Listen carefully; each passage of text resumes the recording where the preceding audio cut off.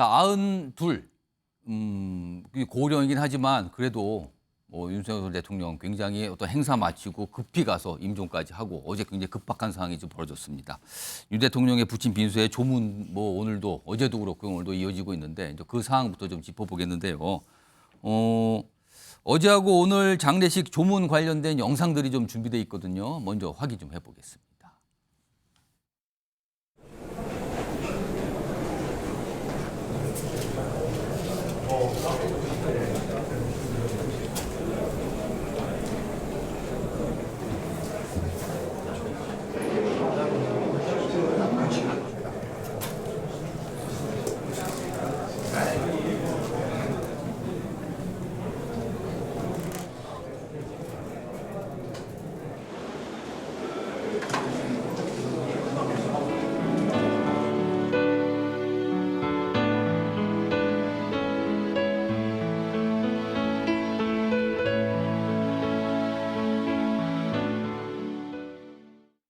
자, 고인이 되셨죠? 사실 아버지, 부친을 여인 모든 세상의 아들과 딸들, 사실 각별한 인연 다 생각나게 마련인데요. 특히 이제 고인이 되신 윤기준 교수와 관련해서 여러 가지 얘기들이 있어요. 저 사진으로 좀 소개해드리겠습니다. 보시면요, 이 대통령실에서 공개한 사진도 그렇고요. 그리고 그 전에 이미 알려진 사진을 보면요, 윤석열 대통령과 고 윤기준 교수 두 분이 찍은 사진이 유독 또 많아요, 저렇게. 그러니까 평소에 아버지하고 사진을 많이 찍었다라는 걸 좀 짐작해야 하는 모습인데요. 그리고 일단 사진이 저렇게 좀 많아요, 이렇게 보시면은. 그래서 요것도 굉장히 많은 분들이 주목하시는데, 그리고요, 지금 저 사진 위에는 제목이 있는데, 제1의 멘토다. 그 윤석열 대통령의 아버지란 과연 무엇인가 이렇게 돼 있는데, 사진에 각각 설명이 있는데, 일단 뭐냐면요. 성적이 떨어지면 격려를 하는 자상한 아버지였다. 학창시절 얘기. 그리고 근데 반면에 아마 저거는 대학 시설을 말하겠죠. 술에 취해 귀가하면 아들을 엄하게 훈육을 한다. 그래서 약간 매를 들었다 이런 얘기도 있고요. 그리고 반면에 또 직접 고등학교를 졸업할 시점에 이제 주도를 가르치는 아버지기도 하다. 그러니까 술을 마시려면 제대로 똑바로 마셔라. 대신에 저렇게 술 취해서 비틀거리 들어오면 또 혼냈다. 이런 거예요. 그리고 검사 때는 고비마다 부친의 조언을 구했다. 이런 얘기까지 좀 알려져 있습니다. 자, 그럼요. 그동안 윤석열 대통령이 과거에 아버지 얘기를 하는 그런 장면들이 많이 있었거든요. 그 모습 확인해 보겠습니다. 함께 오신 이유가 있을까요? 보시다시피 아버님께서 기력이 전 같지 않으셔서 연세의 교정은 제게도 남다른 의미가 있습니다. 아버지의 연구실에서 방학 숙제도 하고 수학 문제도 풀었습니다. 부모님하고 같이 밥을 먹었는데 이렇게 드시고 나면 꼭 우리 아버지가 야, 너 나중에 공직 그만두면은 식당 해라. 아버지하고 이렇게 반주도 좀 하시면은 저도 조금 얻어먹고 제가 그때부터 이제 요리를 많이 했습니다. 아버지가 반주하면 다 떨어져. 그럼 제가 가서 조금 더 계란말이라도 좀 해와야 이런 법경제학이나 경제법 이런 데 관심을 갖게 된 것도 아버지하고 이제 대화하면서 아버지가 그런 면에서 이제 제1 멘토고. 다양한 어떤 아버지하고의 추억 이런 걸 좀 얘기한 영상이에요.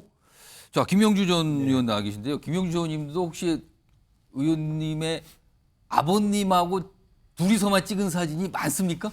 많지는 않았던 것 같아요. 그럼 상대적으로 윤석열 대통령 좀 많아 보입니까? 많아 보입니다. 그 대신에 제가 이제 우리 아들들하고 찍은 사진은 꽤 많은 편인데. 요즘엔 많은데. 예. 근데 어린 시절에 물론 이제 어린 시절에 제가 아버지하고 어디 놀이에 가서 춤추는 장면, 내가 춤추는 장면, 아버지랑 같이 갔던 장면, 혹은 저는 바닷가에 태어났기 때문에 제가 사진은 아니지만 아버지와 같이 배를 타고 말하자면 해가 지는 장면이라든지 또 배를 탈 때 같이 그때 여름철 같은 데는 장티푸스 주사를 맞고 배를 탔어요. 혹은 12시 넘어서 항구에 도착했을 때는 송금이 있었기 때문에 같이 도장을 찍고 왔던. 그래서 그런 기억들 아버지랑 많으시네요. 배를 탔던 기억, 다녔던 기억들이 꽤 많이 있습니다. 일단 윤석열 대통령과 윤석열 대통령의 부친은 굉장히 각별했다 이렇게 좀 알려져 있는데 어떤 아버지였다고 지금 알려지고 있는 겁니까? 글쎄 보니까 이제 어릴 때부터 아버님이 자상하게 키웠고 그러니까 이제 어릴 때 공부도 아버지 연구실에서 했고 숙제도 했고 또 격려도 많이 했고 아버지가 또 사진도 많이 찍어 주신 것 같고요. 또 실제적으로 제가 이제 보니까 프리드만의 뭐 책을 선택했다. 선택받을 뭐 밀턴 자유인가? 프리드만? 예, 선택의 자유인가? 사실은 아버지하고 아들이 소주를 먹고 술을 먹을 수는 있지만 아버지가 무슨 책을 권하기는 쉽지 않거든요. 책을 권한다고 해서 잘 권한다고 읽어지지도 또 않고. 읽는가 이것도 예, 다른 예. 문제예요. 그런데 그런 부분에서 제가 말씀드리는 이유는 자유롭게 자유로운 부친의 모습이기도 하지만 예. 정신세계, 철학 어떻게 보면 지금 현재 윤 대통령의 국정 철학이 어디로부터 나왔는가? 영향을 자기 받았다. 아버지가 시카고 학파였거든요. 그러니까 자유, 시장, 경제 예, 예. 이런 부터 그런 부분에 대한 맥락. 그래서 아버지가 돌아가시면서 사실은 잘 자라줬다라는 말이 단순히 대통령이 되어서 잘 자라준 것이 아니라 자신의 가르침과 아들이 맥을 같이 하는 정신적인 예. 문제를 가진다는 것에 굉장히 아버지로서는 흡족해 하시면서 눈을 감으신 거 아닌가 그런 생각이 듭니다. 그럼 지금 이런 상황에 떠오르는 표현이 그러니까 교감. 그러니까 아들과 아버지가 아버지 생전에 굉장히 교감이 많이 있었고 그런 상태에서 자랐다. 약간 이런 것들 느껴져요, 상황은요. 자, 화면 좀 보겠습니다. 어떤 전 부친과의 관계를 보여준 또 여러 가지 뭐 내용들이 알려져 있는데 그 정리가 된 게 있는데 일단 방금 전에 영상도 보였지만 제1의 멘토다라고 윤석열 대통령 스스로 인정했어요, 아버지에 대해서. 그리고 같이 찍은 사진이 많다는 거 방금 전에 소개해 드렸죠. 그리고 고교 졸업 후 자택에서 직접 주도 이런 나오고요. 그리고 뭐 체벌을 했다는 얘기도 있죠. 그리고 마지막에 있네요. 대학에 입학한 뒤에는 밀턴 프리드만의 책을 선물했다. 그러니까 자유시장 경제, 개인의 자유를 강조한 내용을 담은 경제학 서적이거든요. 이걸 선물해서 읽어봐라. 그래서 이게 영향을 준 거 아니야. 사실 윤석열 대통령이 그동안 저 밀턴 프리드만 책을 인용하는 경우가 꽤 있었거든요. 아마 그런 거에 영향을 받은 것 같고요. 다음 하나 더 보겠습니다. 자, 이게 대통령실 핵심 관계자가 전한 말인데요. 그러니까 어제 윤석열 대통령이 광복절 행사가 끝난 뒤에 병원에 찾아가서 임종을 지켰거든요. 그리고 나서 한 20여 분 뒤에 이 별세를 하신 걸로 알려졌는데 의식이 있을 때 윤석열 대통령에게 마지막으로 전한 말이 잘 자라줘서 고맙다. 이런 말을 남겼다고 합니다. 어떻게 보면은요, 굉장히 많은 의미를 담고 있고 아들인 윤 대통령으로서 많은 생각을 하게 하는 그런 짧지만 그런 어떤 유언일까요? 이런 걸 좀 남긴 걸로 또 알려지고 소개가 되고 있습니다. 자, 신주호 전 의원님 나와 계신데요. 이 고 윤기중 교수가 연세대학교 교수였단 말이에요. 네. 그리고 마지막에 이제 명예교수까지 하셨는데 신주호 전 의원님도 연대를 졸업하셨고 특히 경제학과 전공하셨거든요. 윤 교수님 수업을 대학실에 들으셨다고요? 네, 강의를? 저 통계학을 들었는데 학점은 아주 안 좋았던. 학점 짜게 해주셨군요. 아니 제가 공부를 좀 못하고 그런 공부를 거. 안 하셔서. 예. 굉장히 지금 이제 인상에 남는 거는 예. 굉장히 자상하시고 오. 그러니까 학생들 대할 때 마치 그 아들 대하듯이 좀 그런 자상함이 있었고 예. 굉장히 소탈하셨습니다. 어제도 멜경제 MBN에서 그 후배 교수, 예. 연대경제학과 후배 교수 뭐 인터뷰하고 단벌 신사였다 그랬는데 그 저희들 보면 옷 입는 게 예. 굉장히 그때도 그 기억이 나는 게 예. 굉장히 수수하게 멋부리지 않고 그래서 윤 대통령이 그 무슨 패딩 그 점퍼인가 그 계속 입잖아요. 그 외국까지 가지고 갔어요. 그거 지난번 패딩 나토 점퍼. 가서도 입잖아요. 예, 그게 패딩 부전자전이에요. 그러니까 윤 대통령이 10만 원 결혼하기 전에 10만 원 이상 자기가 뭐 옷을 사본 적이 없다는 거 아닙니까? 그러니까 그 단벌 신사 아버지의 그런 걸 이제 받은 것 같고요. 예. 그래서 그러니까 윤기중 교수님은 그런 분이셨고 굉장히 원칙주의자인데 예. 지금 매스컴에 소개되지 않는 것 중에 하나가 박사학위 그냥 뭐 적당하게 이렇게 그 연대 상대에서 유일한 석사학위 교수였거든요. 그죠. 박사학위가 없다라고 알려져 있어요. 예. 그런데 박사학위 뭐 구제 박사 제도 해갖고 이제 적당하게 논문 하나 쓰면 그 모교에서 연대에서 그냥 박사학위 주거든요. 근데 그거를 한사코 거부를 하신 분이에요. 굳이 뭐 그걸 왜 하는가? 원칙에 안 맞는다. 근데 나중에 이제 그 윤기중 교수님이 그 연대 그 내부 교직원들 추천으로 뭐 총장 후보에도 올라요. 거의 1순위로 오르는데 예. 근데 아시다시피 이제 연대가 기독교 학교다 보니까 총장이 되려면 기독교 신자여야 돼요.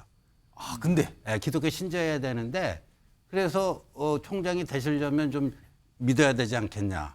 그건 원칙이 안 맞는다. 아, 그럼 원래 내가 기독교가 아니셨군요. 그러면은. 이제까지 기독교 신자가 아니었는데 총장이 되기 위해서 내가 이런 신앙을 갖는다? 갑자기 뭐 개종인가요? 아니면 신앙을 갖는 건가요? 그거는? 이거는 아니다. 뭐 그런 에피소드도 있습니다. 그래서 이제 그리고 오늘도 어디 사진이 나왔지만 예. 그 윤석열 대통령 취임식 때도 VIP석이 아니라 그 단상에 올라가지 않았다고. 네, 그 일반석에 밑에 앉았다는 거죠. 일반석. 그것도 누군가가 이제 윤기중 교수님을 알아본 사람이 뒤에서 몰래 사진을 찍었더라고요. 그 사진이 오늘도 공개가 됐습니다. 오늘 이제 공개가 됐는데 그러니까 이제 외유 내강이라고 할까 본인에게는 굉장히 원칙적이죠. 원칙주의고 타인을 대할 때는 예. 이렇게 자상하고 친절하고 그런 분으로 기억이 납니다. 신주호 전님 그 윤기중 교수 강의들은 제자 맞군요. 다양하게 좀 생각을 하고 계시네요.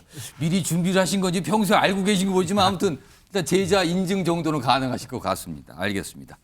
자, 이런 가운데요. 윤석열 대통령 사실은 내일 미국 출국을 해서 한미일 정상회의 참석이 예정돼 있거든요. 근데 이제 이 장례 절차가 남았으니까 많은 분들이 궁금해하세요. 아니 장례식이 내일까지인데 이게 어떻게 되는 겁니까? 뭐 이러거든요. 일단 화면 좀 보겠습니다.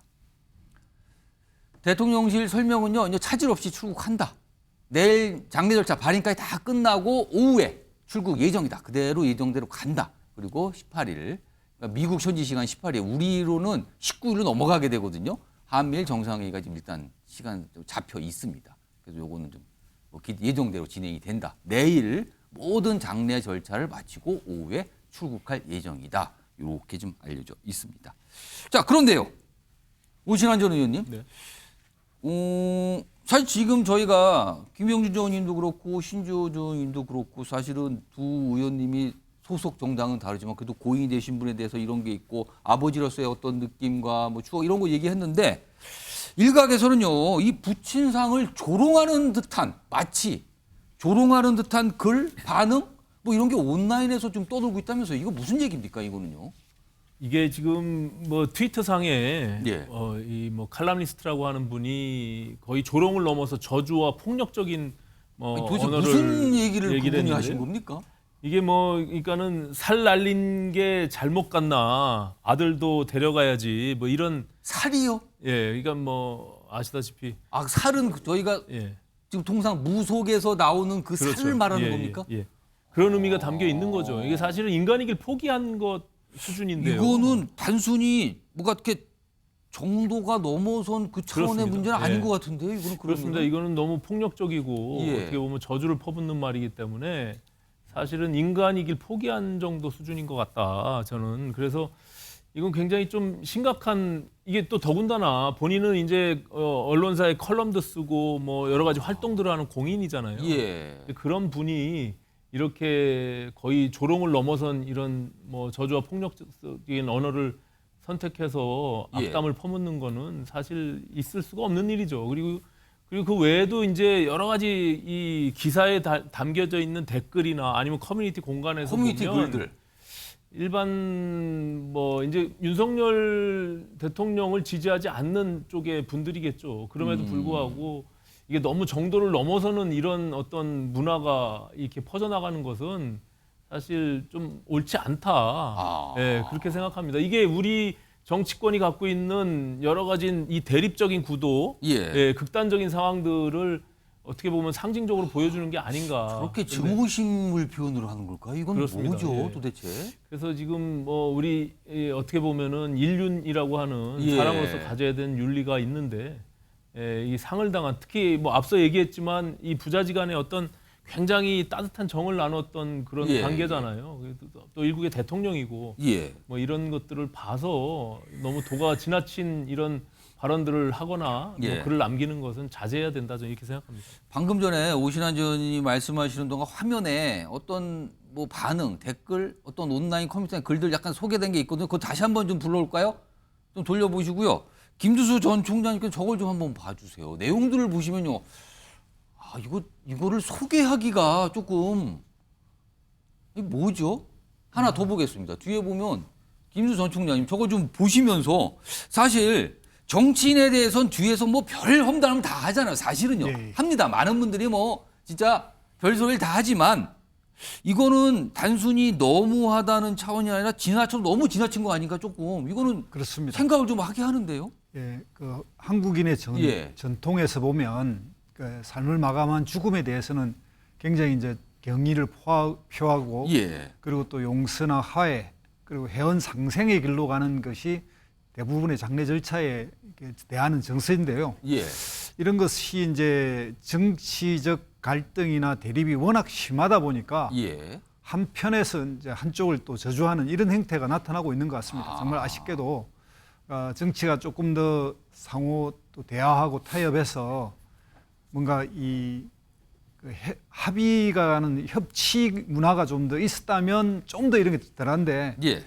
여야가 너무 극렬하게 지금 대립하고 있으니까 이게 반영되고 있습니다. 오. 그러니까 지금 대통령 아버지의 죽음에 저런 저주의 글을 또 한편에서는 하고 있고요. 예. 또 야당 대표인 이재명 대표와 원내대표의 조문객이 나오는 자리에서 또 장례식장 앞에서 극우 유튜브들이 약간 좀 고성이 나왔죠. 예, 거기서. 뭐 비난하고 어. 뭐 이런 식의 이제 이게 대립 정치가 있는데 그 뭐 한 십몇 년 된 영화지만 그 생활의 발견이라는 영화에 이런 이야기가 나옵니다. 사람이 되기 어려우더라도 괴물이 되지는 맙시다. 이런 아주 유명한 대사가 나오는데 예. 아무리 정치적 대립을 하고 서로 갈등하더라도 예. 정치는 정치고 또 한 사람의 숭고한 어떤 삶이 마감하는 이 죽음 앞에는 예. 최소한의 양심은 지켜야 한다. 이런 생각이 듭니다. 사실 모든 죽음은 다 안타깝고요. 유족들은 슬픈 겁니다. 그리고 그 고인이 되신 분과의 추억을 되새길 수 있는 최소한의 시간들은 누려야 되는 거거든요. 근데 이런 표현들은요, 글쎄요, 이거는 아무리 봐도. 물론 또 이런 거 글을 남기신 분들이 아니 내가 언제 주어 썼습니까? 거기 주어 없잖아요. 이럴 수도 있어요. 근데요, 다 보시면 짐작하시잖아요. 무슨 말로 저걸 쓴 건지, 왜 쓴 건지. 안타깝습니다. 이런 거는요. 자, 한편 신지호 전 의원님. 기억을 2019년 사실 문재인 전 대통령도 대통령 재직 시에 모친상을 당하셨거든요. 네. 그래서 그때도 당시에도 이 장례식이 있었는데 근데 당시에는 글쎄요. 북한이 사실은 조의문을 좀 보냈어요. 어떤 성의 표시 또는 어떤 반응을 좀 보이거든요. 근데 이번에는 북한이 아무 반응이 없어요. 네. 근데 이제까지 북한이 해온 행동 패턴을 보면은 예. 이게 접촉이 있었던 한국 대통령에 대해서는 뭔가를 합니다. 접촉이 있었습니다. 네, 접촉이 있었던. 예를 들어서 뭐 김대중 대통령이라든가 노무현 대통령이라든가 뭐 정상회담도 하고 그런 경우에는 뭔가 뭐 조문단도 보내던가 뭐 조의를 표하거나 이런 식으로 하는데 접촉이 없었던 대통령에 대해서는 무반응이었던 것 같아요. 지금도 그겁니까? 네, 그러면? 지금도 그 기조가 아닌가 보여집니다. 그러니까 신조 전 의원님 말씀은 뭐 별 신경 쓸 거 없다. 그냥 뭐 원래 그렇다. 거기는 약간 이런 반응으로 보이십니다. 알겠습니다. 자, 첫 번째 이슈 그냥 장례식과 관련된 내용 좀 다뤄봤고요. 다음은요. 어제도 주목을 좀 받았죠. 근데 어제 정치와이드가 방송이 없었어요. 오늘 조금 다각도에서 이 내용을 좀 다뤄보겠습니다. 박근혜 전 대통령이 등장합니다. 보시죠.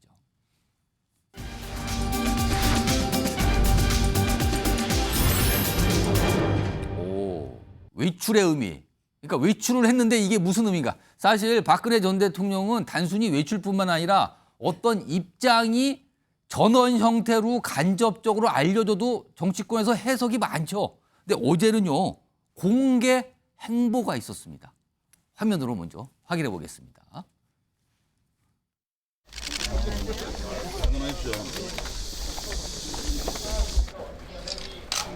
오늘이 어머니 49주기 기일입니다. 그런 날이기도 하고 또 아버지 생가 방문한 지도 좀 오래돼서 걸어 올라오면서 많은 분들이 따뜻하게 맞아주셔서 옛날 생각이 많이 납니다.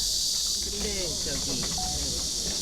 인터뷰가 있었잖아요. 그것도 방언 내용 그대로입니다. 지하 수장고에 그 유품들을 보관만 해놓는 그 수장고가 있거든요. 책상을 하나 보시더니 어머니 책상 쓰시던 거 맞다 이렇게 그 과거를 그 회상을 하셨습니다. 대부분 다 기억이 난다. 어제 저런 모습이었어요. 그러니까 어제 박정희 전 대통령 생가 그리고 옆에 보면 이제 어떤 이 기념시설 등도 있거든요. 거길 찾아서 보고 아 이게 기억이 난다. 옛날에 이거 봤다. 뭐 이런 반응까지 보였다는 거죠. 근데 이게요. 공개 외출이 4개월 만입니다. 지난 4월에 한 사찰을 방문했을 때도 그때도 공개 행사했거든요. 그 모습 다시 한번 불러오죠.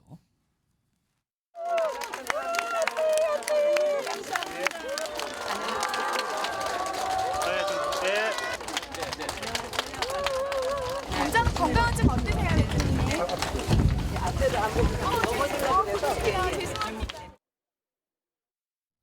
당시에는요 저렇게 약간 넘어지는 듯한 모습이 있어서 아 건강이 그다지 좋지는 않고 그랬는데 어제는요 뭐 저런 모습 전혀 없었고요. 허리를 굽혀서 뭐 신발끈도 뭉개서 허리 통증도 난 거 아닌가 뭐 건강 상태 이런 얘기 참 많이 나왔거든요. 지금 보시면 저런 모습이었어요. 부축받고 그런 모습이 없었거든요. 김주수 전 총장님. 일단 화면상으로 보면 건강 상태는 굉장히 좋아진 것 같죠? 저거는. 네, 그런 그렇습니다. 모습은요? 뭐 4개월 만에 뵙지만 확실히 좀 나이가 있으시니까 예. 그때마다 좀 건강 상태 오르내림이 지금 있긴 박근혜 할 것 전 같은데요. 대통령이 이른이 너무 간 예, 거죠. 그렇습니다. 오. 그렇고 뭐 지금 보니까 이제 건강하신데 4개월 전은 그래도 약간의 이제 정치적 메시지 같은 것들도 좀 읽힐 수 있는 그런 행보가 좀 있었기 때문에 예. 언론들이 더 초점을 맞춘 것 같고요. 이번에는 그래도 이제 제가 이제 초등학교 4학년 때인데 예. 8월 15일 날 제가 국민체육대 날 그 체육대 현장에서 그 유영수 여사 저격 사건이 일어났다는 걸 들었는데 이제 그 49주기이기도 하니까 이제 그런 면에서 준비된 그 외출이었던 것 같습니다. 그래서 보니까 지금 영상의 과거 저 영상 아마 많은 분들이 기억하실 거예요. 저게 굉장히 비극적인 날이었거든요, 전날이요. 맞습니다. 그때 이제 총을 쏜 사람이 이제 문세강이라고 어릴 때 그 기억 나는데 예. 그때 대한민국 참 박근혜 대통령은 대한민국 뭐 대통령 중에서 가장 비극적인 가정을 다 그친 분이고 지금 또 뭐 탄핵까지 돼서 뭐 이런 박정희 대통령의 또 유산까지를 또 다른 방식으로 본인이 증명하지 못해서 좀 안타까움도 있는데 이번에는 그래도 뭐 정치적 그 메시지나 이런 걸 특별히 내는 것 같지는 않습니다. 그러니까 어제가 모친의 기일 그리고 광복절 찾은 곳은 부친의 생각 이거였어요. 몇 가지가 좀 겹치죠. 그 신지호 전 의원님. 네. 그래서 이제 정치권의 일각도 그렇고요. 언론에서 뭐 그냥 뭐 저거는 다녀왔구나 외출이나 이러지 않죠. 보면은 총선을 앞두고 있는데 어제 저 모습은 뭘까? 그래서 그냥 단순히 외출일까 아니면 뭔가 의미를 갖는 행보일까? 신지호 전 의원님은 어느 쪽으로 보십니까? 박근혜 대통령께서 답을 하셨잖아요. 기자들이 물어봤어요.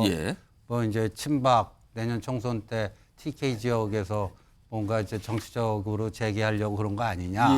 거기에 대해서 며칠 전에 인터뷰한 걸로 가름한다. 그 인터뷰가 유영하 변호사. 유영하 변호사인데 유영하 변호사 인터뷰가 저기 나오잖아요. 친박은 없다. 정치하고 싶으면 본인들이 알아서 하지 왜 자꾸만 박 대통령 끌어들이지 마라. 그럼 날 끌어들이지 말라.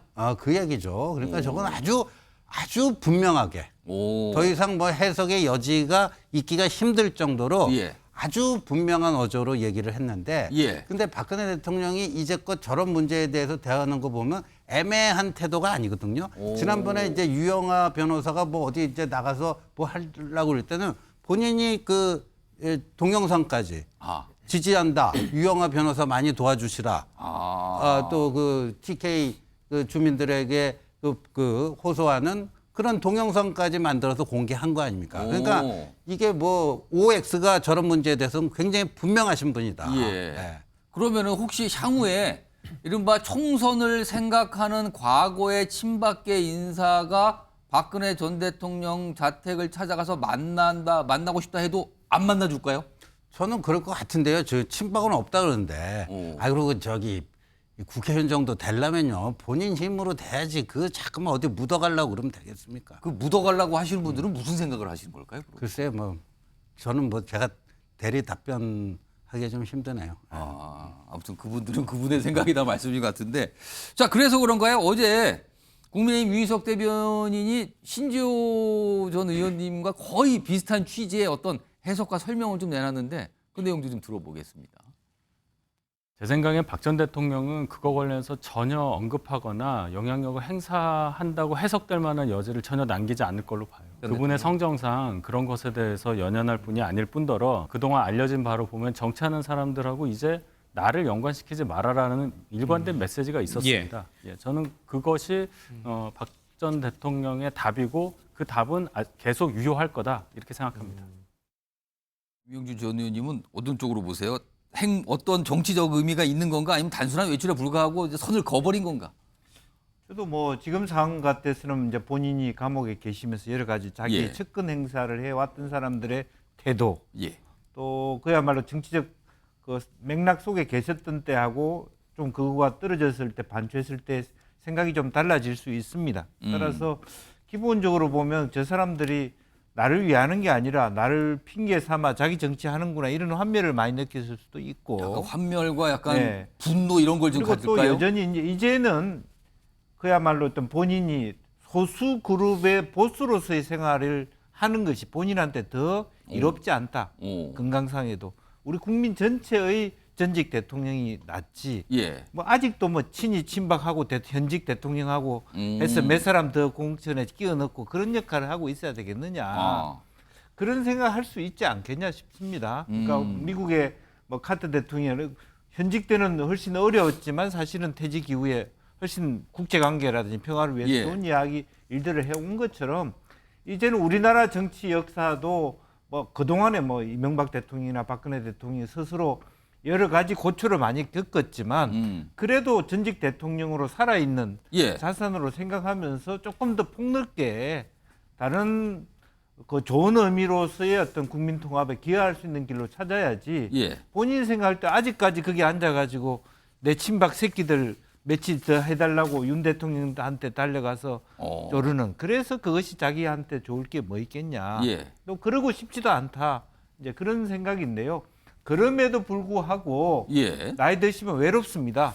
찾아오는 사람들을 거부하지는 않을 것이다. 저는 그렇게 만나는 봅니다. 줄 것 같다. 네. 그러나 정치적인 어떤 메시지나 이런 걸 주지는 않지만 네.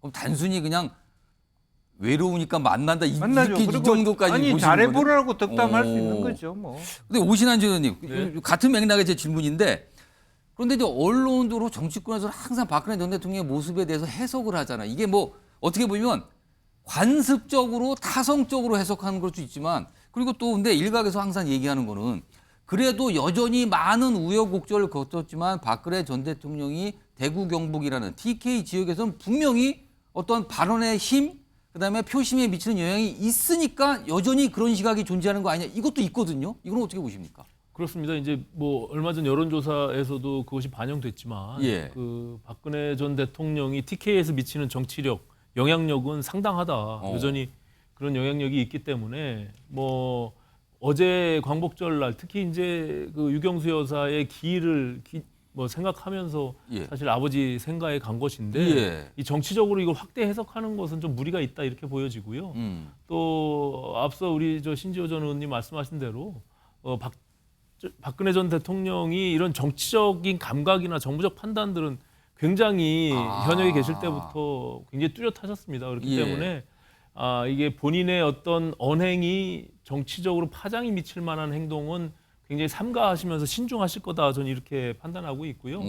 그것을 이제 여전히 이제 주변의 그 영향력을 통해서 뭔가 얻고자 하는 사람들은 있을 거 아닙니까? 예, 그럼에도 불구하고 박근혜 대통령을 자꾸 팔겠죠. 왜냐하면 TK에서는 여전히 미치는 영향력이 크니까. 그래서 예. 이제 그런 것들을 오히려 조심스럽게 경계하는 그런 모습들을 보이신 것 같고요.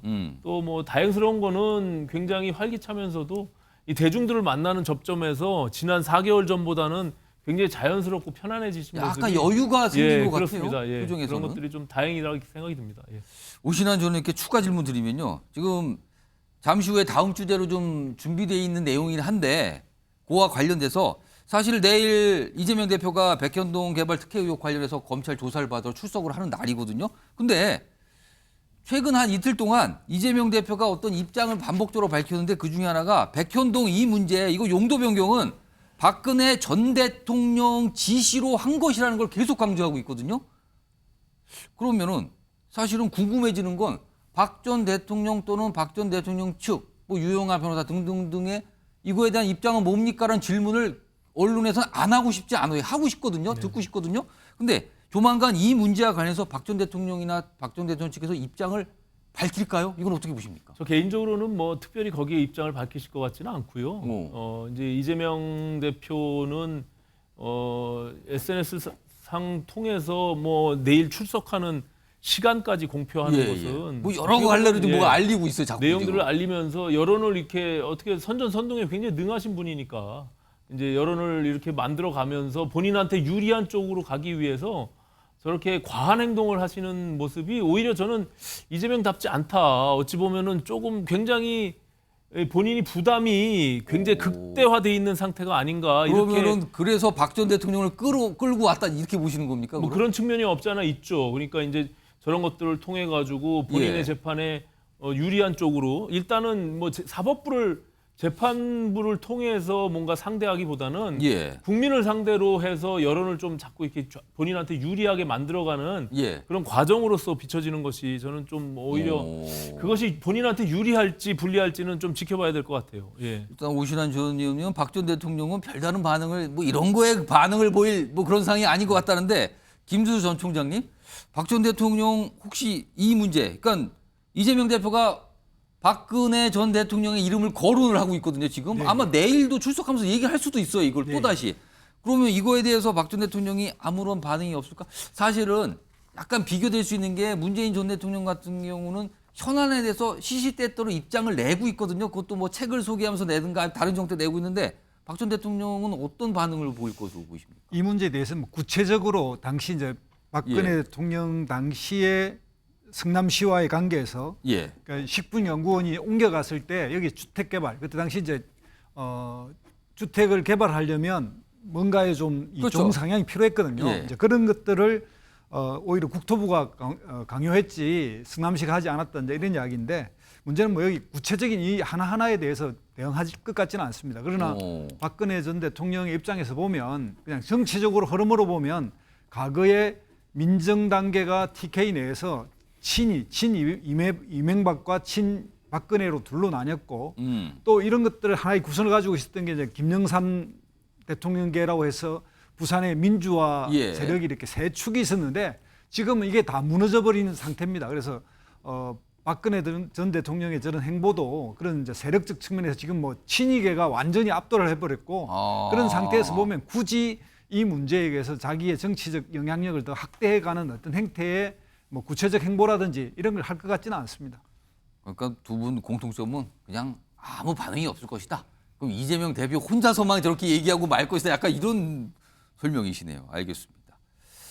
사실 박 전 대통령은 글쎄요. 뭐 어떤 분들은 그러세요. 아니 이미 전직 대통령이고 그런 우여곡절과 어려움을 겪은 전직 대통령인데 무슨 영향력 행사를 하고 합니까라는 분이 있고 다른 쪽에서는 그럼에도 불구하고 TK란 특수성이 있지 않습니까? 라고 또 하시는 분들이 있어요. 모르겠습니다. 뭐 총선 때 결과를 보면 알겠죠. 뭐 어떤 상황인지요. 자, 두 번째 주제 이 정도로 좀 마무리해 보겠습니다. 다음 이슈요. 예고해 드렸죠? 이재명 전 대표 내일 검찰 출석을 하는 날이거든요. 그 주제와 관련된 내용 넘어가 봅니다. 뭐죠? 다 모여라? 다 모여라인데 그렇게 한 거나 물음표가 찍혀 있어요. 다 모여라라고 얘기를 한 걸까? 뒤에 보면 무슨 뭔가요? 여기 무슨 영화 포스터입니까? 장면이니까 뭐 저런 것도 있네요, 지금요. 자, 일단 오늘 내일 검찰 출석과 관련해서 오늘 이재명 대표가 한 얘기가 있고요. 그리고 어제 이 빈소도 다녀왔잖아요. 많은 정치도 갔는데 그 이후의 모습도 있습니다. 내용 확인해 보겠습니다.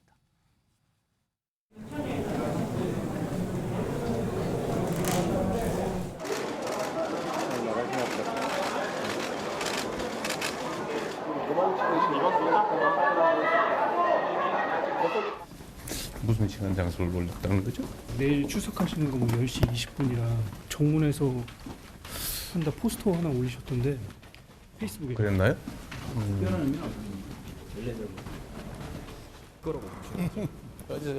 제가 입장문 내놓은 게 있으니까 뭐 참고하시면 좋겠어요. 질문을 많이 받았지만 뭐 항상 통상 이재명 대표가 별 설명은 안 하죠. 뭐 아무 얘기 안 할 때도 있는데 그래도 오늘은 얘기를 좀 했는데 뭐 별 내용은 없습니다. 지금 기자들이 뭔가 포스터 얘기 살짝 물어봤죠? 화면 보겠습니다. 이겁니다. 이 포스터입니다. 지금 사진 2장인데 옆에는 이재명 대표 모습이고 지금 화면에 있는 포스터 일단 느낌상으로 보면은요.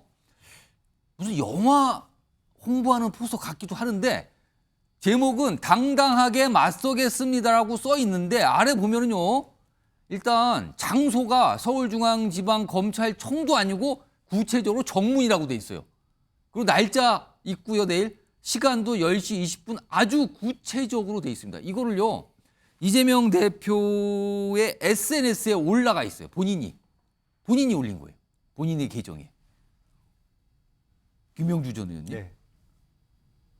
일단 제목은 당당하게 맞선다라고 하는데 뒷모습을 나와 있거든요. 저것도 아마 뭔가 선택을 굉장히 고민 끝에 한 것 같은데 영화 포스터처럼 일단 보여. 의도는 시간과 구체적인 장소를 밝혀놨어요. 의도는 뭘까요? 글쎄요. 그전에는 혼자 가겠습니다. 오지 마십시오. 그랬어요. 근데 지금은 많이 와주십시오. 그렇게 얘기하는 것처럼 보이고.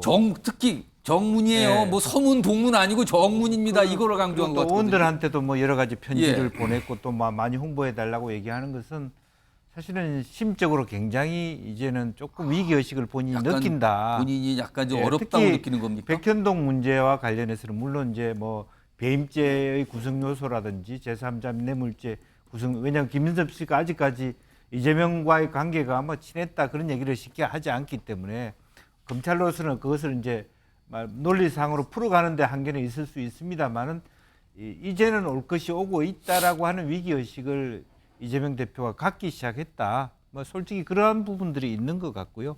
그래서 실질적으로 뭐 8월 말 9월 초 뭐 또 한 번의 어떤 그 체포 동의안이 올 가능성이 있다라고 하는 부분이고 또 뭐 이화영 건과 관련돼서 연동할지 안 할지 모르겠습니다만은 백현동 문제는 사실은 뭐 박근혜 전 대통령을 얘기해서 압력이라고 하지만 국토부가 보내온 공문의 내용에 의하면 이재명 대표의 주장과 좀 반하는 부분이 많이 있습니다.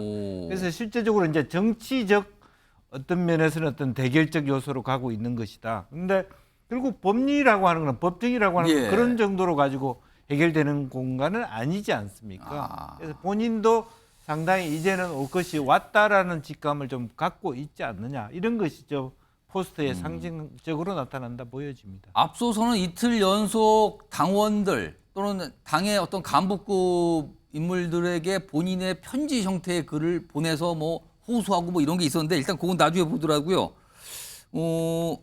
사실은 이번이 검찰 출석이 4번째예요, 내일이. 그러면 1차부터 3차까지 있었을 때 당시 이재명 대표가 출석했던 모습이 있고요. 그리고 그 주변에 지지달로 보이는 분들의 어떤 목소리도 있어요, 영상에. 내용 확인해 보겠습니다. 김대중 대통령께서는 내란 세력들로부터 내란 음모죄라고 하는 없는 죄를 뒤집어 썼습니다. 노무현 대통령께서는 논두렁 시계 등등의 모략으로 고통당했습니다. 무도한 윤석열 검사 독재 정권의 폭압에 맞서서 당당하게 싸워 이기겠습니다. 유검무죄, 무검유죄입니다. 사실 많이 억울하고 많이 힘들고 많이 괴롭습니다. 억울하다, 3차 때 억울하다는 얘기 때문에 진짜 힘들고 괴롭다는 얘기를 붙였군요. 당시에 보니까 그랬었군요. 저번에. 자, 진주 의원님 지금 포스터 다시 나왔는데요. 저 포스터 올린 의도 분명히 있을 겁니다. 의도가 있는데요. 저는 뭐 벌써 실패했다. 이렇게 실패했다고? 보여집니다. 왜냐하면 저기 뭐 글씨는 당당하게 맞서겠습니다. 이렇게 써놨는데 제가 봤을 때는 지금 나 떨고 있니? 이렇게 읽히거든요.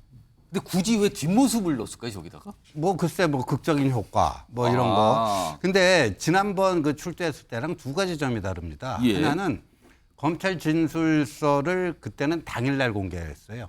당일날. 당일날. 오. 야, 근데 요번에 이틀 전에 공개했어요. 미리 지금 공개했어요. 아, 그리고 뭐 당원들에게 무슨 호소문 이런 것도 많이 보내고, 예. 시도당에도 다 보내고, 의원들에게 또 뭐 친전 보내고, 예.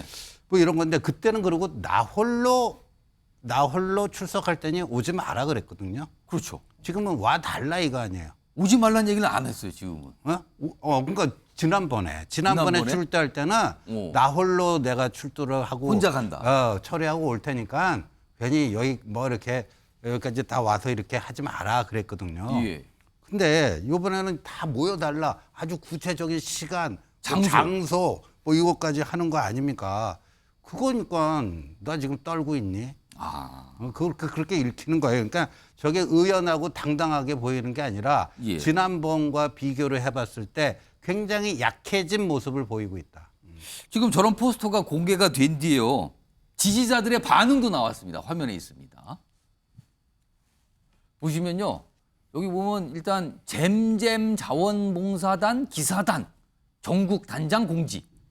그러니까 지지층, 열성, 뭐 강성 지지층 공지 이렇게 좀 보이죠? 저기 뭐 포스터도 있네요, 저기도. 근데 일단 내용은 이거예요. 내일 이재명 대표 출두 응원 장소 중앙지검 서문에서 중앙지검 정문으로 변경. 아까 포스터에 정문이라고 돼 있었잖아요. 원래 또 서문으로 알려줬었나 보죠? 장소 변경한다. 그러니까 내 일로 오세요. 딴 데 가면 안 됩니다. 여기입니다. 정문. 이렇게 벌써 반응이 나온 거예요. 일단 이런 모습인데 오신환 전 의원님. 예. 이 정도면 내일 역시 아마 지지자들 꽤 많이 모일 걸로 일단 예상은 되는데 이제 그건 그렇고요. 아까 잠깐 얘기했지만 진술서를 미리 이틀 전에 공개를 했거든요. 그럼 이재명 대표 내일 검찰에 출석해서 조사받더라도 역시 묵비권 행사 이게 예고가 된 겁니까 그러면? 그렇다고 볼 수 있죠. 이제 뭐 원래 스타일상 예. 뭐 사전 진술서 다 공개하고 나서 현장에서는 묵비권을 행사를 해왔잖아요. 그렇기 때문에 뭐 언론을 통해서도 늘 뭐 이미 공개된 자료를 봐라 뭐 이런 식의 답변들을 하고 했기 때문에 저는 뭐 특별한 말을 언급할 것 같지는 않고요. 예. 또 뭐 만약에 이제 언론 앞에 선다면 또다시 선동을 하겠죠. 지금 이제 저 포스터 자체가 내 등 뒤로 개딸들아 다 모여라. 그래서 이제는 새과시를 한번 보여서 나를 지지하는 지지층이 이렇게 많이 여전히 있다라고 정치적으로 이 사법부랑 맞서 싸우겠다는 모습으로 비춰지거든요. 예. 근데 굉장히 역설적으로 아까 뭐 여러 의원들이 말씀하셨지만 뭐 당당하게 맞서겠다는 말이 역설적으로 난 지금 굉장히 겁에 쫄아 있다. 그러니까 이제 많은 지지자들이 함께 좀 나서달라. 뭐 이런 표현으로 비춰지기 때문에 저는 뭐 썩 좋은 선동은 되지 못한 것 같다. 그리고 뭐 당원들도 또 지금 당내의 그동안의 과정 속에서 이 소위 친명 대 비명 간의 어떤 갈등들이 예. 거의 지금 뭐 수면 위에서 아주 극대화되어 있는 상태에 있잖아요. 예. 그렇기 때문에 그런 부분들 포함해서 아마 굉장히 지쳐 있고 뭔가 피폐해진 상태가 아닌가 심적으로는 예, 그런 것 같습니다. 그리고 과거에 이제 이재명 그 대표의 경우는 예. 사법적 판단을 여러 번 받았잖아요. 예. 구속도 됐고 뭐 예. 수감 생활도 했기 때문에 본인이 저것이 어떤 의미를 갖는지 개인적으로 인간적으로 자기한테 얼마나 큰 아픔을 주는지 이제 그 구속영장 체포동의안이 다시 이제 도래하게 되면 본인이 이제는 때가 된 거 아닌가 이런 어떤 위기감을 계속 느끼는 것 같아요. 예. 앞서서 사실은 제가 잠깐 말씀드렸지만 서한을 이틀 연속 보낸 게 있었거든요. 그 화면 좀 보겠습니다. 내용이 있습니다. 연이틀 서한 여론전 내용은요. 어제 오늘 이렇게 각각인데 어제는 이런 한 푼도 사익 취한 거 없다. 그리고 진술서 요약본 공유. 그리고 오늘은요. 뭐 정권 무능을 감추려고 위기 모면하려고 이거는 또 민주당에서 많이 나오는데 이걸 또 다시 썼어요. 그러면서 박 정부 당시의 자료 공문 거기에 뭐 국토부 얘기 나오고 막 이런데 그런 걸 또 공개했어요. 다음 하나 더 보겠습니다. 근데 여기서 주목되는 건요. 이 얘기를 또 해요. 박근혜 대통령의 용도 변경 지시 그래서 한 거다. 내가 한 게 아니다. 이걸 강조하거든요. 요 내용 포함해서 앞선 거 다시 한번 보겠습니다. 신주호 의원님은 요 앞선 걸 좀 봐주세요. 여기 보면 나는 이런 한 푼도 받은 거 없다. 사익 취한 거 없다.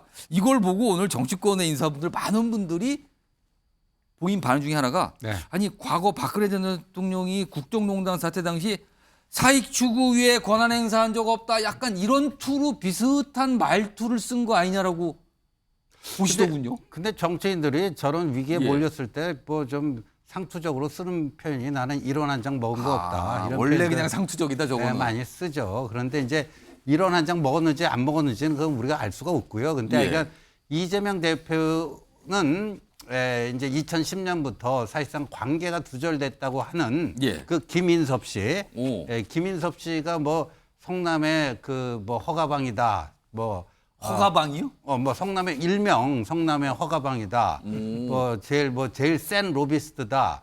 그랬는데 이재명 대표와 그 직간접적으로 연결이 돼 있었다라는 게 드러났어요 지금 최근까지도. 예를 들면 그 백현동 허가가 이루어지던 그 기간 중에 2016년 1월에 김인섭 씨가 뭐 장인상이 있던가 근데 이재명 당시 성남시장이 그 조문을 갑니다. 조문 가서요. 그 R&D 부지랑 아파트 부지 비율이 그 전까지는 5대5니까 김인섭 씨가 이 5대5로 해서는 이게 좀 수익성이 좀 덜 나온다. 그러니까 모 기사에 의하면 이재명 대표가 뭐 그 비율을 정해놓은 것도 아닌데 뭐 그럼 6대4로 하지.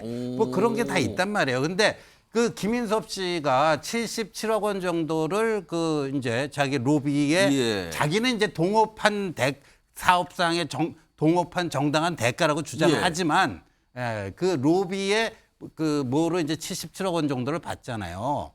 그러면 그 77억 원 그리고 나중에 이재명 대표 그 경기지사 나가고 그럴 때 김인섭 씨가 본인 명의로도 막 후원금 보내고 막 그래요. 그러니까 진짜 일어난 적 없는지 뭐 있었는지 뭐 그거는 앞으로 따져봐야 될 문제죠.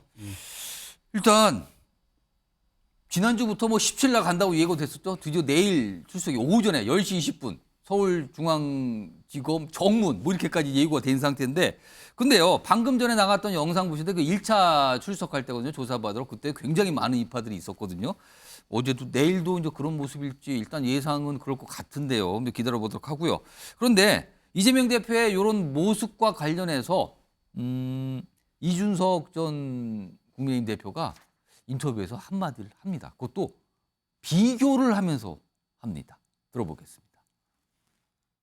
지금 윤석열 대통령께서도 전 정권에서 전 정권의 핵심이었던 뭐 추미애 장관과 맞서면서 얼마나 가슴이 쫄깃쫄깃했겠습니까? 그걸 극복해내고 아무리 잡으려 해도 안 잡혔기 때문에 대통령이 된 겁니다.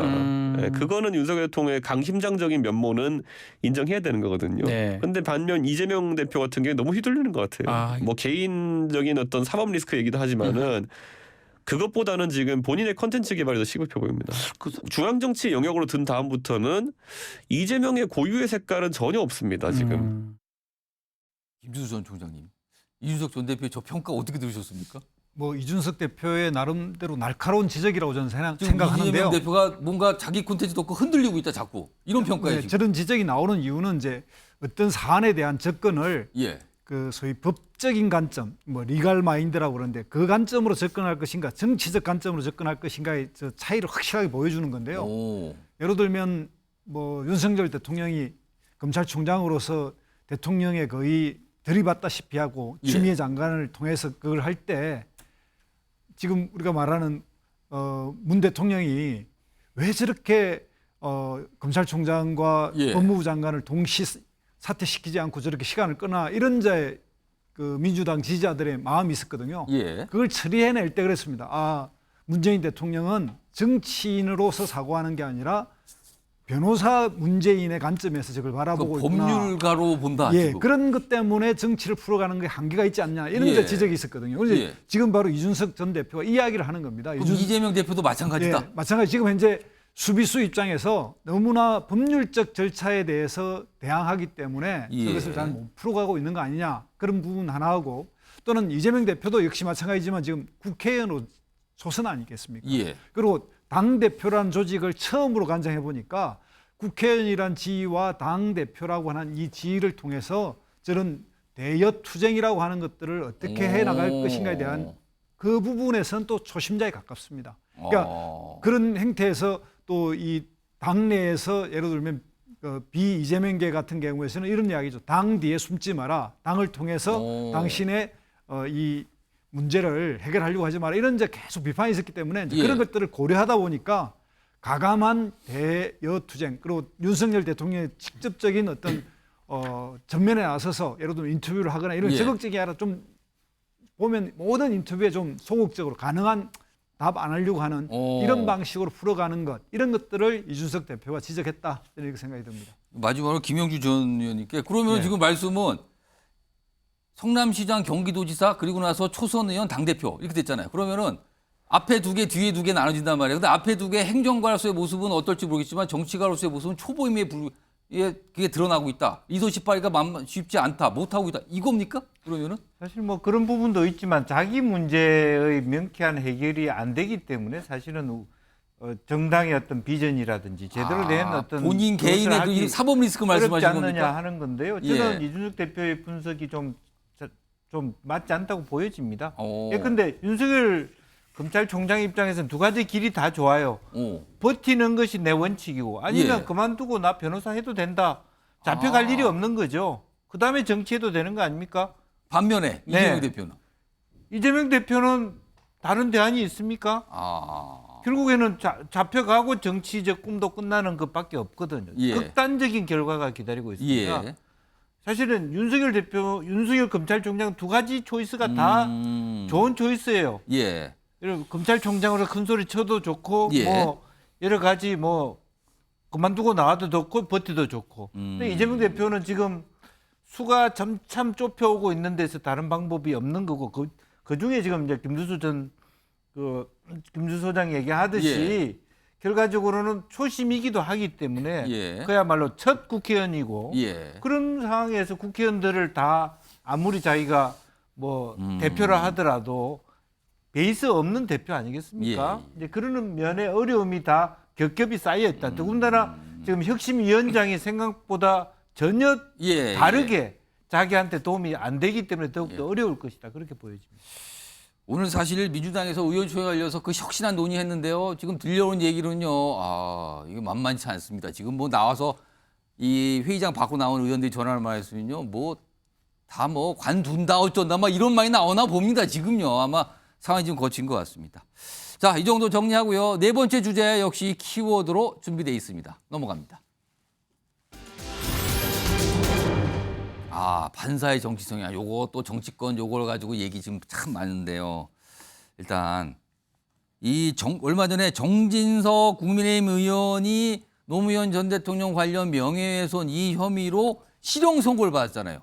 검찰에서는 사실 500만 원 벌금 구형했는데 실형이 나왔어요. 그걸 가지고 지금 얘기가 나왔는데 사실 그동안 이 판결을 한 판사 사실 국민의힘에서 굉장히 공격을 했는데 사실 무슨 10대 시절 고3 때 쓴 글 갖고 이제 했는데 20년도 넘은 얘기를 하느냐 이랬어요, 반응이. 근데 판사 임용 받은 뒤에도 정치 성향이 보이는 글들이 있다. 이런 얘기가 나왔잖아요. 화면 보겠습니다. 이런 글들이 나왔어요. 이게 2018년 1월 그리고 옆에 2019년 10월인데 무슨 박정부 사법부 블랙리스트 대법원장 사과 다음 날 분노하라? 이런 거를 이렇게 본인의 SNS에 올렸고요. 그리고요. 조국 사태 당시에는 누가 먼저 돌로 치랴?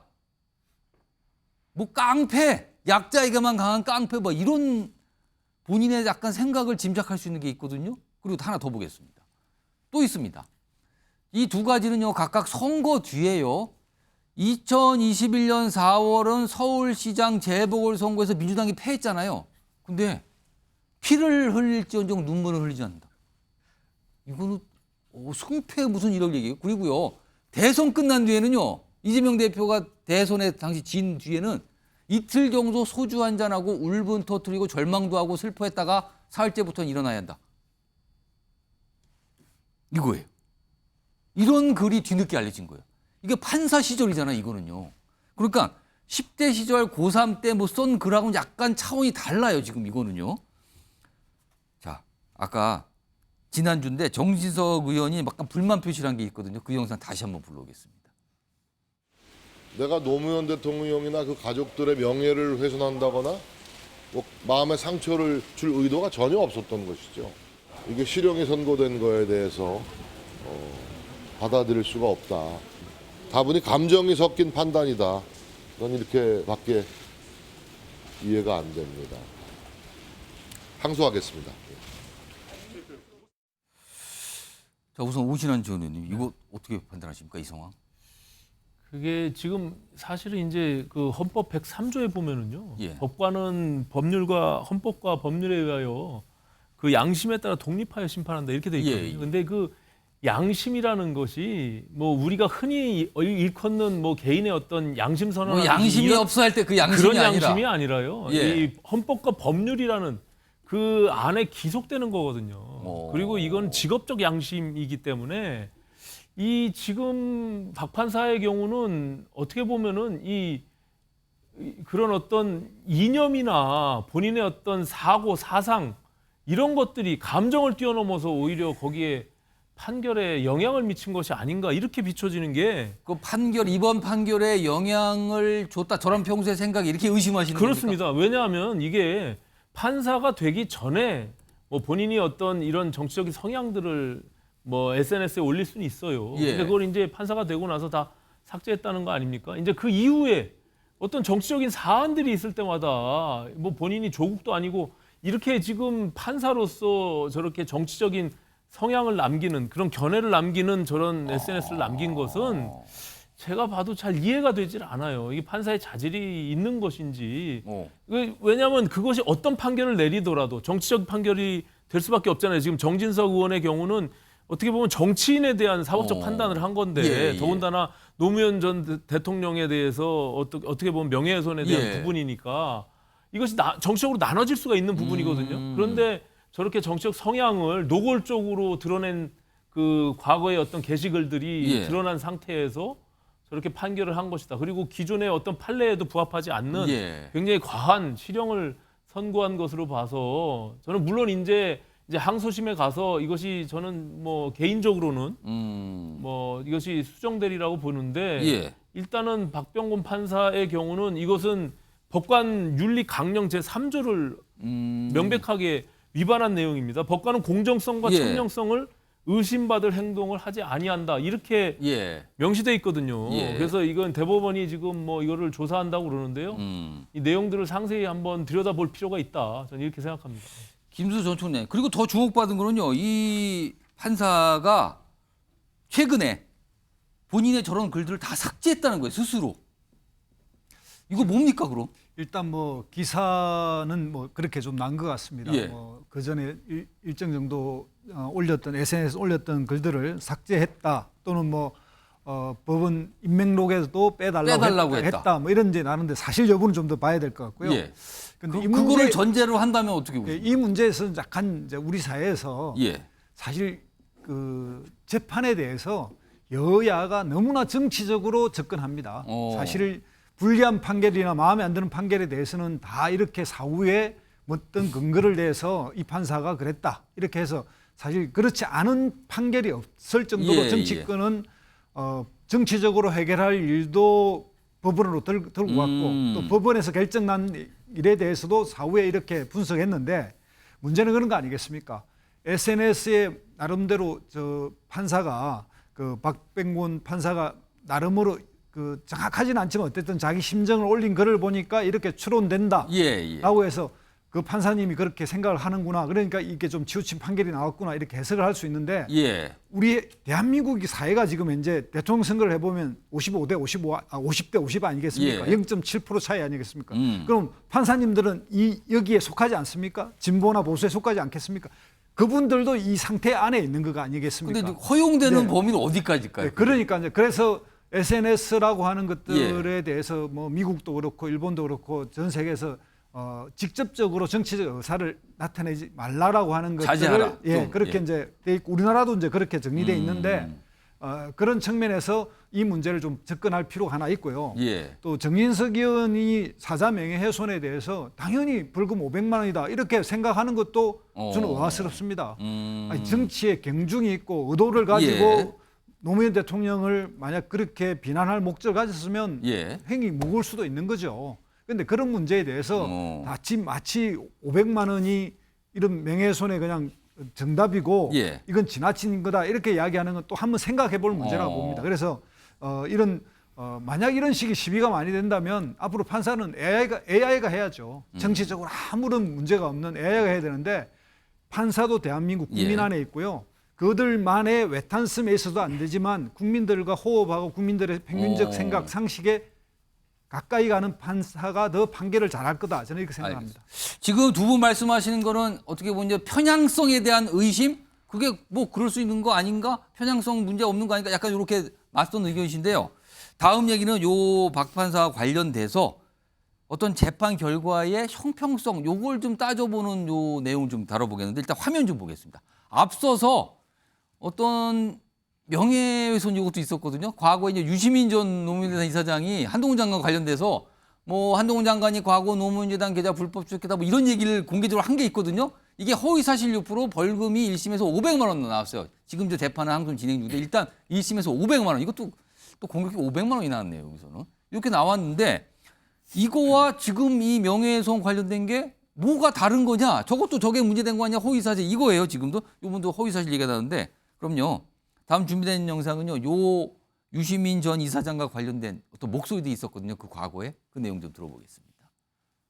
그 은행의 노무현 재단 계좌를 검찰이 들여다봤다는 사실을 확인했어요. 저희 개인 계좌와 노무현 재단 계좌를 다 들여다본 것 같아요. 제가 노무현 재단 계좌를 봤다는 거는 제가 확인했고요.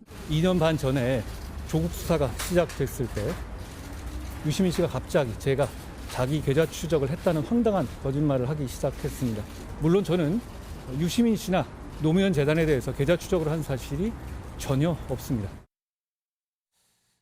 이 사안까지 같이 이제 묶어서 보면 신주호 의원님 그래서 정치권에서 나오는 일각의 의원이 이 정도면 판사 성향이 정치적 성향이 유무죄나 형량을 가르는 거 아니냐 이런 시각과 지적도 있어요. 그러니까 유시민 씨 그 형량에 비해서 너무 과하죠. 근데 어떤 그 잔재주를 부렸냐면요. 노무현 전 대통령이 공적 인물이 아니다.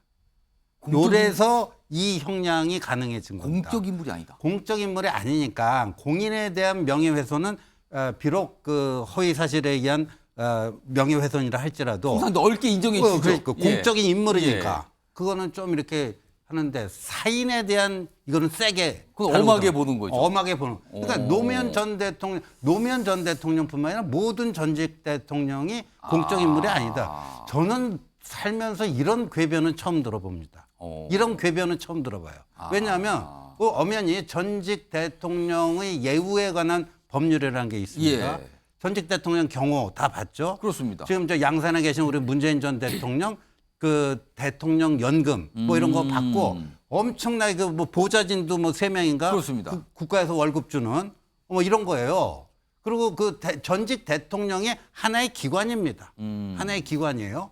그런데 전직 대통령이 공적인 인물이 아니다. 이런 식으로 해놓으니까 사인 취급을 하니까 이런 식의 중형이 가능해진 거거든요. 그러니까 아까 우리 헌법 103조 얘기했지만 헌법과 법률에 의해 양심에 따라 심판한다는데 그 양심은 헌법과 법률 안에서의 양심인데 자신의 정치적 편향으로 헌법과 법률을 뒤집어 버린 거예요.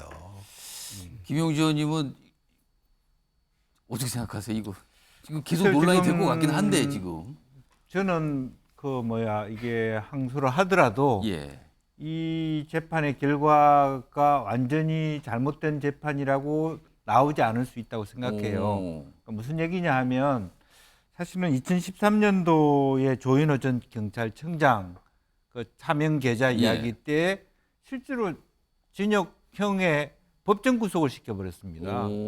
그것도 지금 현재 뭐 국민의힘에 국회의원 했던 전 판사 출신 전주현님이 판사 시절에 법정 구속이요? 징역 8개월 실형을 때리고 법정 구속시켰거든요. 그러면 그게 비해서 이것이 뭘 그렇게 엄청난 형량이냐 비교를 어떻게 할 수 있을 것이냐. 결국 우리나라는 소위 자유심증주의라고 하는 전체의 판단을 법관에게 맡겨놓은 거예요.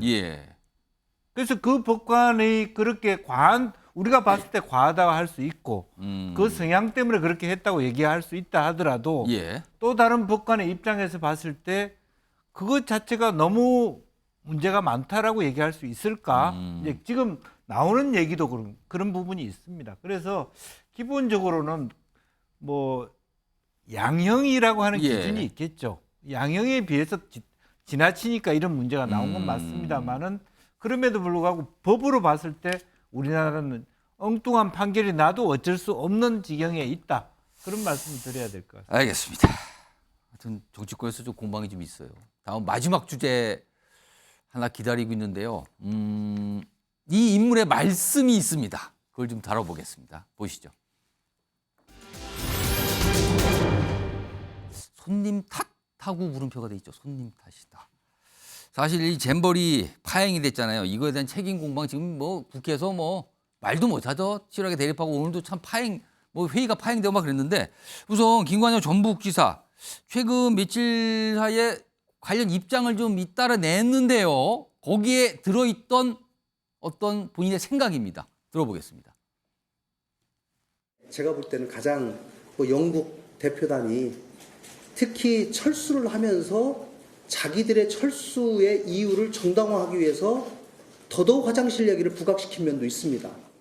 굉장히 많은 참가자들이 만족하고 이번 잼버리에 대해서 좋은 평가를 하고 있습니다만은 주로 학생들이 겪는 어려움이나 이런 것들이 SNS나 부모에게 보내는 여러 가지 불만 사항들을 위주로 이 보도가 되고 이러다 보니까 굉장히 더 큰 문제가 있는 것처럼 오해가 있는 것도 또 사실이고요. 잼버리 대회에 우리 국민들이 지금 가졌던 관심의 10분의 1만 전에 가졌어도 굉장히 이런 많은 문제들이 예방돼 있을 수 있다고 생각하는데요. 오신환 저는 이거 곰곰이 들어보니까 이게 그럼 이게 누구 때문인 겁니까? 저는 이 김관영 지사가 사실 안 해도 될 말들을 해가지고 결국에는 이게 사실은 이 잼버리 대회 과정 내내 이게 중앙정부 탓이냐 지방정부 탓이냐 갖고 싸웠잖아요. 예. 근데 지금 다른 탓이 나온 것 같은데 지금은요? 이제 본인은 이제 그렇게 얘기함으로 인해서 오히려 이제 전북 탓으로 갈 수 있는 하나의 계기를 만들어준 설화를 남겼다 저는 이렇게 봅니다. 아, 지금 저건 설화다. 지금 그렇습니다. 저 안 해도 되는 말을 굳이 그것을 뭐 영국의 잼버리 영국 참가자들 대표단들한테 돌리면서 뭐 이렇게 하는 말들이 오히려 자기 책임을 크게 키우는 꼴이 된 것이죠. 그리고 오늘 뭐 행완이가 전북도지사가 불출석하는 것 때문에 파행으로 이제 끝났는데 아니 김관영 지사도 사실 집행위원장으로서 당당하게 행완이 출석을 해야죠. 그리고 지난번 이태원 참사 났을 때 오세훈 시장 그리고 뭐 용산구청장 다 행안위에 현안 질의에 출석하라고 해서 나갔어요. 나가서 국민들을 상대로 본인이 할 말들을 제대로 하는 것이 맞지. 저렇게 민주당도 뭐 전북지사는 민주당 지사이기 때문에 저렇게 쉴드 치듯이 감싸면은 오히려 전북으로 화살이 돌아가는 꼴이 됩니다. 중앙정부도 지금 굉장히 큰 책임을 가지고 많이 국민적 여론들이 있잖아요. 그럼에도 불구하고 저는 김관영 지사의 저런 말 실수가 본인이 뭐 말 실수라고 생각하는지 모르겠으나 어쨌든 저거는 굉장히 안 좋은 시그널이다 저는 이렇게 봅니다. 김수 전 총장님, 일단 김관영 지사는 뭐 오해 이런 얘기를 했는데 일단 영국 참가자가 뭐 약간 먼저 뭘 빌미를 삼은 것 같다는 취지, 그리고 SNS에 자꾸 문제가 되는 사진 올리고 그걸 언론들이 너무 보도를 해서 뭐 오해가 발생한 것 같다는 얘기, 그리고 아니 국민들이 뭐 그때 당시에 10분의 1만 관심을 주지 왜 이제 와서 관심이냐라는 약간 그런 얘기. 이거 뭐라고 얘기를 해야 되죠, 이거를? 일단 김관영 전북지사 입장에서는 그 현장에서 아주 수고하고 고생한 사람들의 그 노력 부분에 대한 이제 평가에서 좀 섭섭함이 박하다고 지금 그렇게 생각하는 것 같고 그거를? 또 여기에 보면 전북 그 도민들이나 이런 분들이 굉장히 수고를 많이 했어요. 또 보면 사실 조직위가 화장실 문제나 쓰레기 처리나 위생 문제에서 엉망이었던 건 사실이고 전북도는 이 조직위 자체가 그런 혼선을 뒤에서 사건 터지니까 다 커버를 했는데 나중에 이제 이런 것을 잘 몰라주는 점에 대한 섭섭함을 이제 저렇게 표현해서 이제 저렇게 된 것 같고요. 이런 그 문제에서 지금 국회에서 행안위에서 이렇게 이제 전북도를 뭐 민주당이 안 부르는 게 아니라 사실은 이게 오송 지하차도 사고 때문에 행안위가 소집됐기 때문에 그쪽에 초점을 맞추자 그런데 정부 여당이 이제 여기에 막 잼버리까지 갖다 붙이니까 이제 이게 약간의 이제 파행이 있었던 것 같고요. 그다음에 이제 약간 그 이런 잼버리 대회에서 초기에 문제됐던 측면에서 부모들의 SNS라든지 이런 것들이 이제 이런 걸 가져왔다는 이야기는 뭐 안 했으면 좋았겠다. 예. 마침 이게 정부 여당은 가능한 이 책임을 문재인 전 정부와 전북도에 돌리려고 하는데 여기에 이제 빌미를 주는 고생 실컷 하고 이렇게 또 몇 가지 맞게 되면 예. 억울하지 않을까 이런 생각까지 듭니다. 두 분 말씀의 공통점은 안 해도 될 얘기를 좀 한 것 같네요. 약간 이런 반응이신데 좀 잠깐 얘기했어요. 오늘 국회 행안위가 사실은 열릴 예정인데 뭐 증인 출석 문제, 특히 김관영 전북지사 출석 문제로 결국 뭐 신랑이 벌다가 파행됐거든요. 그 모습 좀 확인해 보겠습니다.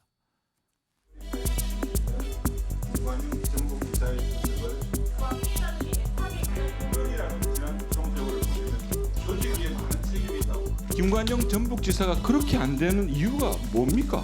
결국은 윤석열 정부에게 잼버리의 모든 책임을 떠넘기겠다는 그런 의도 아니겠습니까? 지금 여당의 행태는 국정 운영과 국민의 삶에 기여하는 국회의 역할을 망각하고 잼버리 파행에 비난받는 윤석열 정권과 행정안전부 장관 수호를 위해서 어깃장만 놓고 있습니다. 간사님 어디 가십니까? 제 얘기 듣고 가세요. 아직 회의 끝나지 않았습니다. 무엇이 두려워서 도망가십니까? 간사님! 제 얘기 좀 듣고 가세요! 뭐 결국은 뭐 회의 안 됐습니다. 그냥 저렇게 끝났습니다. 다음 화면 보겠습니다. 이런 가운데 지금 굉장히 잼버리 후폭풍이 좀 거세잖아요. 이런 가운데 새만금 국제공항 건설 관련 입찰이 진행 중인데 입찰 규모가 그 공사 규모가 5,100억짜리입니다. 공항 짓는 공사 이제 시작하겠다는 거예요. 뭐 원래 예정대로 되니까 간다 이 설명인데 이거를 신조어 지원님 이거 네. 어떻게 봐야 됩니까? 근데요, 저 새만금 공항 그 예정지 정확히 1.35km 떨어진 곳에 군산공항이 있습니다. 그러면 1.35km예요. 그럼 거의 뭐 비슷비슷하게 걸어서도 가요. 거기에 군산공항이 있는데 이게 이용객이 별로 없어서 적자공항입니다. 근데 왜 또 이걸 짓죠? 근데 지금 뭐 다 결정돼서 간다는 거잖아요. 결정돼서 간다는 건데, 근데 이런 문제도 좀 있는 거예요. 새만금의 이제 매립지가 워낙 광활하다 보니까 군산 쪽 매립지가 기존에 먼저 돼 있어요.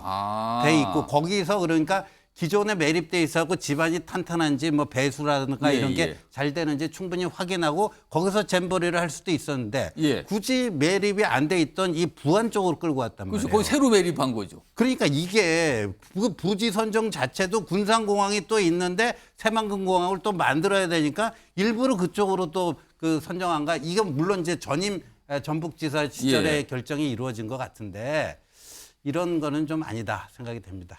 김명주 의원님은 이 새만금 공항이 입찰이 시작됐다는데 그럼 입찰이 되면 이제 공사가 들어간다는 거잖아요, 지금 이게. 그 이제 정부 입장에서는 그렇게 예정대로 앞에 결정돼 있기 때문에 그걸 잼버리 행사가 잘못됐다, 파행됐다 이런 거 가지고 미룰 수 있는 사항은 아니라고 하는 거고요. 또 그런 의미에서 사실은 이게 또 지역에 있는 말하자면 진보 단체는 또 그것이 이게 무슨 미군에게 그걸 뭐 사용하기 위해서 기지 미군용 뭐 이런 얘기가 복잡한 나왔었어요. 이야기들을 하고서 반대를 하고 있습니다. 그래서 다시 한번 조금 전체적으로 왜 이것이 예타 면제 사항까지 가게 됐는가를 좀 짚어볼 필요가 있고요. 국토위에서. 근데 또 하나는 군산공항이 현재로서 기능을 제대로 하고 있지 못한 것도 근데 사실인 지금 것 굉장히 같아요. 인접하게 또 공항에 들어온 거잖아요, 그러면. 네. 그런 부분에 대해서 다시 한번 전체적으로 그림을 새롭게 전북도랑 국토부랑 합의해야 될 것 같고 또 그래서 둘 중에 하나를 지사 선택을 해야 되는 상황 아닌가 그렇게 보여집니다. 사실은요, 이 잼버리 파행가에서 국회에서 관심 갖고 따지는데 알고 보면 나중에 더 영향을 미칠 수 있는 거 이 공항 문제 아닙니까, 이거요? 이거 글쎄요, 뭐 예타 다 통과돼서 그냥 간다 이건데 과연 맞는 것인가?